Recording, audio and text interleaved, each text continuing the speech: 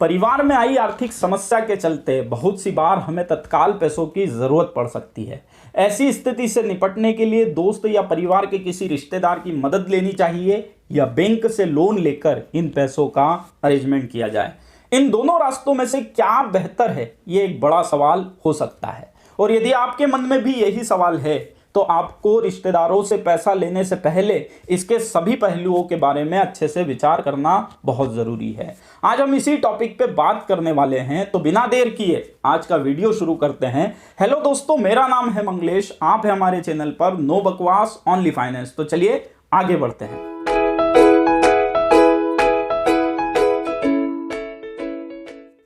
दोस्तों, वीडियो में आगे बढ़ने से पहले आप सभी लोगों से मेरी एक रिक्वेस्ट है कि यदि आप हमारे चैनल पर पहली बार आए हैं तो प्लीज़ इस चैनल को सब्सक्राइब करके बेल आइकन को हिट कर दे, ताकि आपको भी ऐसी ही इंफॉर्मेटिव वीडियो सबसे पहले मिलती रहे।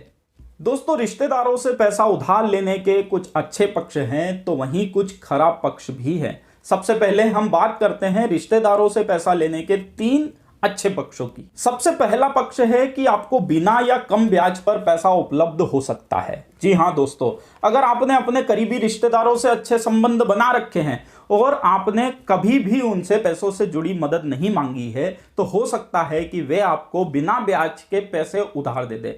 बिना ब्याज के पैसे मिलने का लाभ सिर्फ बेहद करीबी रिश्तेदारों से उधार लेते समय ही आपको मिल सकता है। इसके दूसरी ओर हो सकता है कुछ रिश्तेदार आपसे उधार के एवज में ब्याज की मांग भी करें, लेकिन यहां भी आपको कम ब्याज का फायदा मिल ही सकता है। पारिवारिक रिश्तों के चलते वह रिश्तेदार आपको बैंक से कम ब्याज दर पर उधार दे सकता है। जहां एक और बैंक से लिए जाने वाले पर्सनल लोन पर आपको 15 से 20% तक का ब्याज चुकाना पड़ सकता है, वहीं ऐसे रिश्तेदारों से आपको बहुत ही कम ब्याज दर पर उधारी में पैसा मिल सकता है। दोस्तों, रिश्तेदारों से उधार लेने में दूसरा अच्छा पक्ष है ज़्यादा फ्लेक्सिबिलिटी। जी हाँ दोस्तों, रिश्तेदारों से उधार लेने का दूसरा फायदा यह भी है कि उस उधारी को चुकाने में आपको ज़्यादा समय मिल सकता है। साथ ही इसमें बैंक की तरह ईएमआई का झंझट, समय की पाबंदी के साथ ही पेमेंट चूक जाने पर किसी प्रकार की पेनल्टी की भी चिंता नहीं होती। इतना ही नहीं, उधारी को समय पर न चुका पाने की दशा में इसका असर आपके क्रेडिट स्कोर पर भी नहीं पड़ता। फ्लेक्सिबिलिटी के इस लाभ के चलते यदि आप भविष्य में किसी बैंक से लोन लेते हैं तो आपकी लोन लेने की क्षमता पर भी इसका कोई बुरा प्रभाव नहीं दिखता। दोस्तों, बात करते हैं रिश्तेदारी में उधार लेने के तीसरे फायदे की।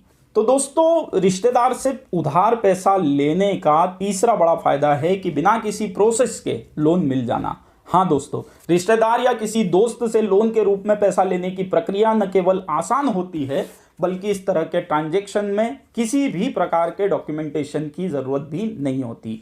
इसके साथ ही बैंक में अपनाई जाने वाली प्रोसेस जैसे एप्लीकेशन, डॉक्यूमेंटेशन या संपत्ति को गिरवे रखने की भी ज़रूरत यहाँ नहीं पड़ती। तो दोस्तों, ये थे 3 ऐसे फायदे जो आपको रिश्तेदार से लोन के रूप में पैसा लेते समय मिल सकते हैं। लेकिन ध्यान रखें, रिश्तेदार या दोस्त से लोन लेते समय इसके कुछ नुकसान भी है। दोस्तों, हमारे हिसाब से रिश्तेदारी में पैसा उधार लेने में दो बड़े नुकसान सामने आ सकते हैं।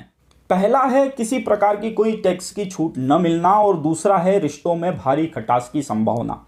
दोस्तों, यदि आप मकान खरीदने या बनाने के लिए किसी बैंक या हाउसिंग फाइनेंस कंपनी के बजाय अपने किसी दोस्त या रिश्तेदार से लोन के रूप में पैसा उधार लेते हैं तो आपको किसी प्रकार का कोई टैक्स बेनिफिट नहीं मिलता। दोस्तों, यहाँ आपको बता दें कि जब भी आप होम लोन लेते हैं तो आपको इनकम टैक्स के अधीन सेक्शन 80C के तहत मूलधन पर कुछ टैक्स में छूट मिलती है। इतना ही नहीं, सेक्शन 24 के तहत आपको लगभग 2 से 2.5 लाख रुपए तक की छूट भी ब्याज पर मिल जाती है। इसके अलावा भी बहुत से टैक्स बेनिफिट आपको होम लोन लेने पर मिलते हैं।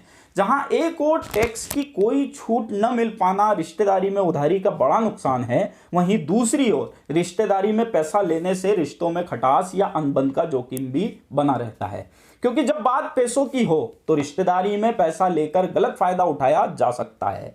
हो सकता है जो व्यक्ति लोन ले रहा है वो इसे चुकाने की गंभीरता को न समझे और ऐसे में लोन लेने वाले रिश्तेदार के साथ अन्याय ही होगा और इसी कारण रिश्तों में तनाव के साथ खटास भी बढ़ेगी और अनबन होने के भी चांसेस होंगे। अगर बात बढ़ी तो कोर्ट कचहरी के मामले भी रिश्तेदारी में उधारी के चलते हो जाते हैं। तो दोस्तों ये थी रिश्तेदारों से पैसा लेने पर फायदे और नुकसान की बात। लेकिन किसी दोस्त या रिश्तेदार से पैसा उधार लेते समय आपको क्या करना चाहिए, इस बात का भी ध्यान आपको रखना जरूरी है। पहली बात कि बहुत ज़रूरी हो तो ही किसी रिश्तेदार से उधारी के रूप में लोन लीजिए, क्योंकि इससे न केवल आपका सामाजिक रुतबा बना रहेगा बल्कि रिश्तेदार से संबंध भी बने रहेंगे।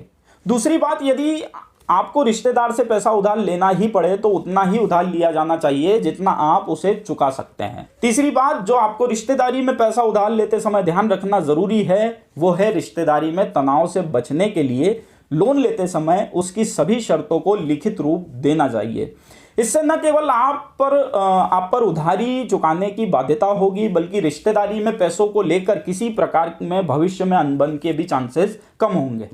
तो दोस्तों ये थी रिश्तेदारी में पैसा उधार लेने को लेकर मिलने वाले फायदे नुकसान, और यदि आपको पैसा उधार लेना पड़े तो आपके द्वारा ध्यान में रखी जाने वाली बातों से जुड़ी जानकारी। दोस्तों वैसे तो इस चैनल पर लोन कैसे लें, किस बैंक से लें, अपना क्रेडिट स्कोर कैसे सुधारें और अन्य लोन और फाइनेंस से जुड़ी जानकारी ही मिलती है, लेकिन रिश्तेदारी में उधारी को लेकर कई सवाल हमें कमेंट्स में मिले हैं, इसीलिए हमने ये वीडियो बनाने का सोचा था। दोस्तों हो सकता है लोन और फाइनेंस से जुड़ा आपका भी कोई सवाल हो, तो आप हमें इस वीडियो के नीचे #मेरा सवाल लिखकर कमेंट्स कर सकते हैं। दोस्तों #मेरा सवाल लिखने से हम आपके सवाल का जवाब सबसे पहले देने की कोशिश करेंगे। इस वीडियो को लाइक ज़रूर करें, साथ ही अपने दोस्त या रिश्तेदार से इस वीडियो को शेयर करके उन्हें भी ऐसी ही जानकारी हासिल करने में उनकी मदद करें। अंत में फिर से रिक्वेस्ट है कि अभी तक भी आपने हमारे चैनल को सब्सक्राइब नहीं किया है तो प्लीज़ इस चैनल को सब्सक्राइब करके बेल आइकन को हिट कर दे, ताकि ऐसी ही इंफॉर्मेटिव वीडियो आपको सबसे पहले मिलती रहे। अगली बार ऐसी ही किसी रोचक जानकारी के साथ फिर से मुलाकात होगी। तब तक के लिए जय हिंद, जय भारत।